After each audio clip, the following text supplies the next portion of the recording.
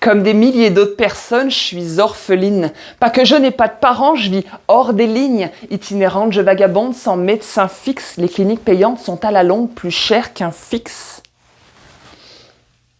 Quand nos espoirs deviennent des cages sans horizon, on telle histoire et on dégage dans nos maisons. Je suis en lice pour la liste noire, je suis un peuple égaré, et je m'enlise dans les tiroirs des impatients non déclarés. La bureautique, c'est compliqué et peu pratique quand on navigue en quantité sur la statique. Et les docteurs se font si rares dans le système que je préférerais jouer de la cithare à mon système plutôt que de soigner mon syndrome aux intestins. Quand je ne supporte plus les symptômes, c'est irritant.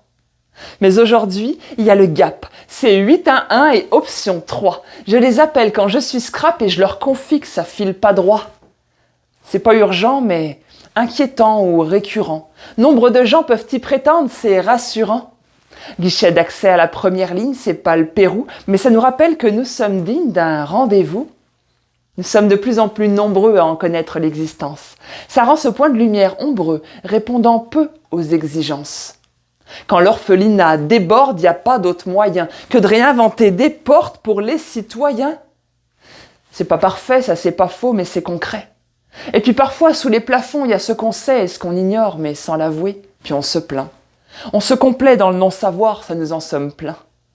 Pourtant, je dois dire, je suis pas d'accord. Je vois les efforts. Plusieurs équipes offrent leur rapport, je vois les effets.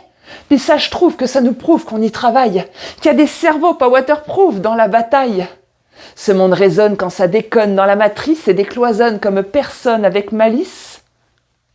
Moi, je veux lancer un grand bravo aux âmes de cœur qui savent encaisser et braver nos larmes de peur. Ça fait 3 ans qu'on peut appeler du personnel de la santé.